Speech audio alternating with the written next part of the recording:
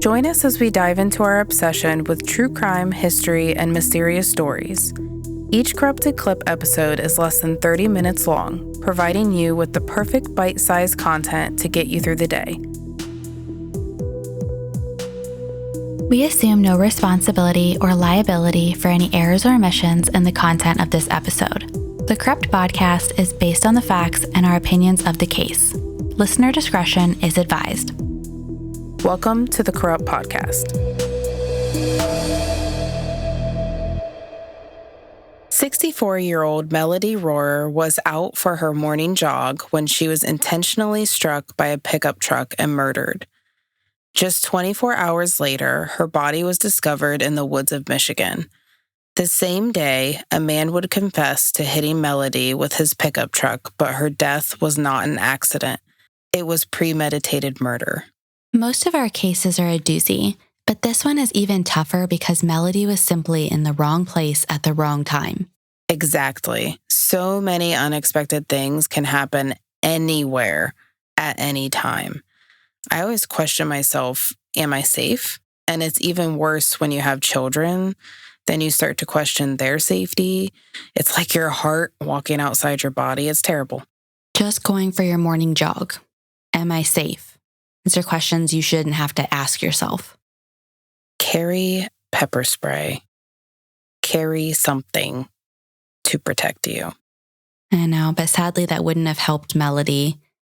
And today's episode starts with a missing person, Melody Rohrer. On Monday, September 20th, 2021, Melody left her home for a jog, but didn't return home. Melody and her husband, Rick, lived at the area of Oak Shores Campground in Decatur, Michigan. 64 years old, Melody was a retired nurse. She had married her husband, Rick, 45 years earlier in 1976. They had 3 daughters together, Brooke, Jill, and Stacy. Melody's daughter, Stacy, died in 2014 at 32 years old. We couldn't find a cause of death or any additional information about Stacy's death, but this family had already known heartbreak with the loss of a daughter and a sister. Melody was known as Mel to her friends and family. She loved camping, painting, her family, music, and exercising. Melody had 4 grandchildren. According to Rick, she was the ultimate grandma.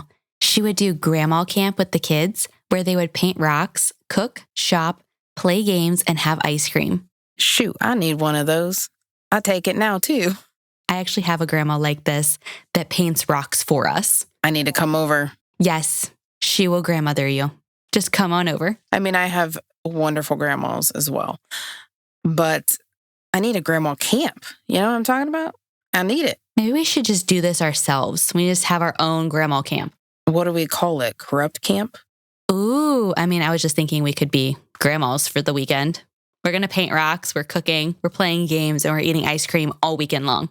Let's wear wigs and huge ass glasses and bring some canes or something and actually look like grandmas for this, please. I'm down for this. I will go so far as to dye my hair. Let's do this thing. We are not leaving the house all weekend. We're painting rocks.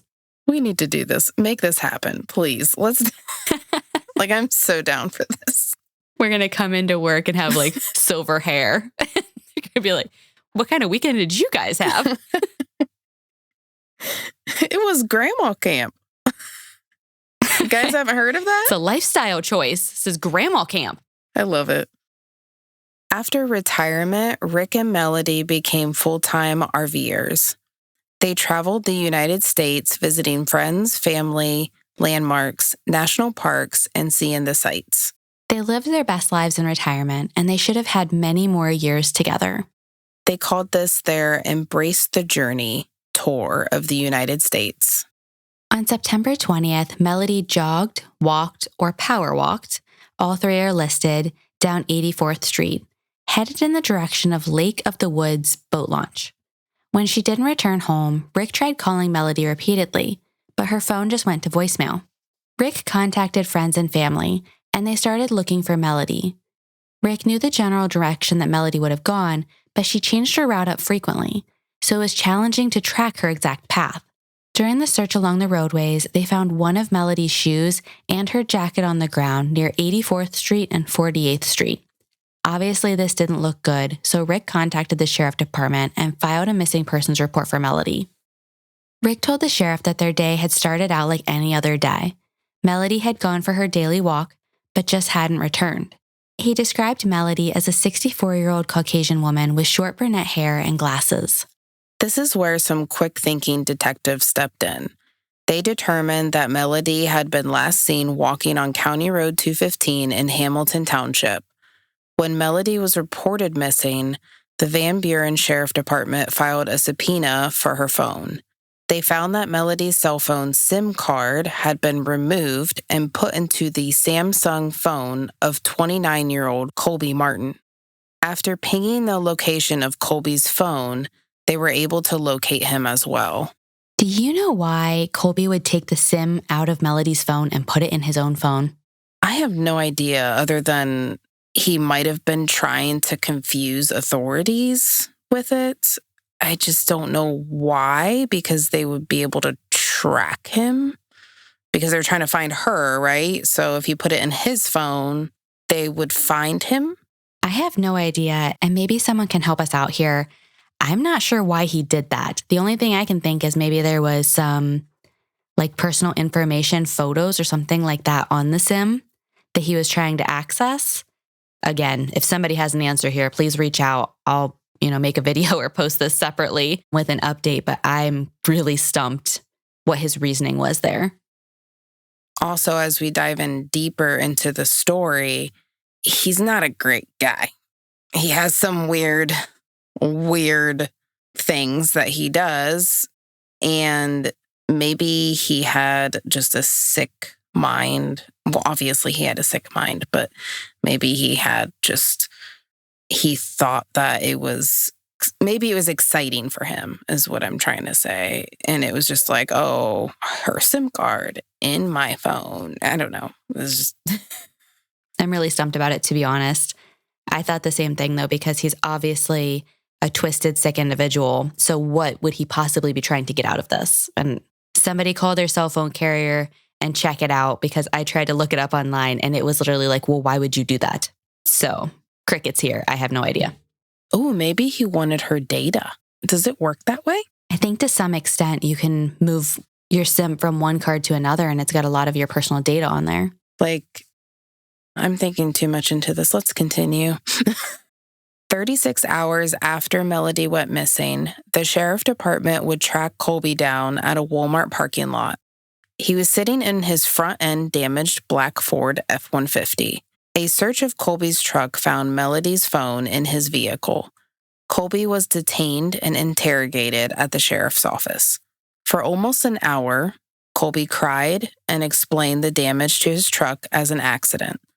He said that his parents were sick, so he was out of the house joyriding in an area he didn't know. Colby did admit to hitting Melody with his truck, then panicking and moving her body to Purgatory Road, where he hid her in the woods. Unfortunately, investigators found evidence of more than just a panicked man hitting a pedestrian. In the month before Melody's death, Colby had been searching words like necro, dead, and kill. In the days leading up to September 20th, Colby had been watching videos on necrophilia and sexual assault. Handcuffs, electrical tape, and condoms were also found in his truck. Based on Colby's phone data, he had visited an online sex chat room while in possession of Melody's body. When Colby went home that night, he was watching murder porn on his phone and continuing to search the web for sexual assault. The internet use after Mel's death, the electrical tape and handcuffs, would imply that she was in the wrong place at the wrong time, but also that he had intentions to keep attacking. Here's the sick, twisted individual we're looking for. Absolutely. That's disgusting. It took a really sick turn for these poor Michigan investigators. The sheriff's department also determined that Colby had never braked when he struck Melody. The evidence showed that he had swerved across the road and struck her head on with his pickup truck, without skid marks or other signs of braking until after the impact. A Ford emblem and part of a grill matching Colby's truck was found on the side of the road with a ball cap, shoe, and jacket belonging to Melody. Colby denied sexually assaulting Melody, but a condom would be found in his truck with both Colby and Melody's DNA. Melody's body had been found completely undressed. An autopsy was performed, which confirmed her cause of death was blunt force trauma injuries. She had been raped multiple times after her murder. A search record of Colby's phone showed text message conversations with his friends where he stated that he had hit a deer with his truck. After leaving Melody's body in the woods, Colby drove to a car wash in White Pigeon, Michigan. Surveillance shows Colby cleaning the inside of his car, throwing away pieces of clothing and bloody paper towels. I just want to backtrack here for a second. So he was found with Melody's SIM card in his phone. He also did explicit things to her after she was murdered. And he was also in a chat room on his phone while doing it. Does that mean her SIM card was in his phone when he was in this chat room? I'm not sure, and I'm a little sketchy on the details of what he was actually posting in the chat room. I would assume it was something pretty rough. The police have never released it, but you can only imagine what he was saying, what the conversation was like as he had her body still. It makes me think maybe he put the SIM card, here, go back to the effing SIM card. Maybe he put the SIM card in there so that he could almost post stuff on there and not be... As Melody. Yes, and not be tracked. If someone was in the chat room and they were like, whoa, that's a dead body. Who knows what he did, right? If someone was in there and they were like, well, the chat room was made for necrophilia, wasn't it? Yep, sure was. I walked around in circles on that one. You have to be patient with me, guys. The whole situation is just a hot mess. I'm not sure that he's smart enough to use her SIM to cover his actions at that point, because he was already searching words like necro and kill on his own phone. Then he goes back and watches murder porn on his phone. But again, was Melody's SIM card in there and he thought that was going to cover his tracks. Maybe that's why he was doing it. Not sure. Colby was charged with open murder, manslaughter with a motor vehicle, failure to stop at scene of accident, and concealing the death of an individual in April 2022. Bond was denied by the judge. At trial, Colby's attorney told jurors that the collision was an accident. Colby also continued to decline the sexual acts while at trial.